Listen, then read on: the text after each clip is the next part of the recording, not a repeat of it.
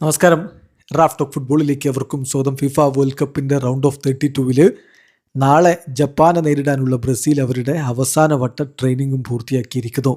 Training സെഷനിൽ Raphinha ഒഴികെ മറ്റെല്ലാ താരങ്ങളും പങ്കെടുത്തു. 25 താരങ്ങളും ഉണ്ടായിരുന്നു. ഹൂസ്റ്റണിൽ ഇതാ ടീം ട്രെയിനിങ് പൂർത്തിയാക്കിയിരിക്കുന്നു. ESPN ബ്രസീൽ ഇക്കാര്യങ്ങൾ റിപ്പോർട്ട് ചെയ്യുന്നു. സാധാരണ പോലെ ഫസ്റ്റ് 15 മിനിറ്റ് പ്രസ്സിന് ഓപ്പണായിരുന്നു.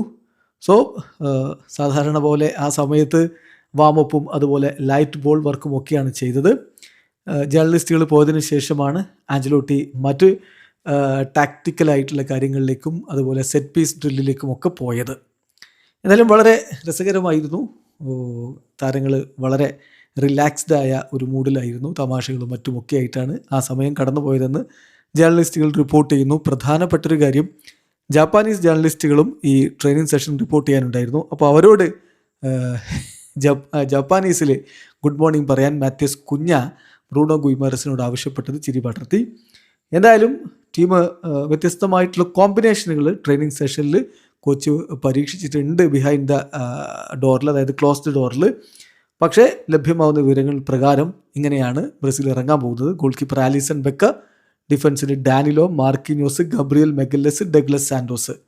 മധ്യനിരയിൽ കാസമിറോ, ബ്രൂണോ ഗുയിമാരസ്, ലൂക്കാസ് പൊക്കേറ്റ.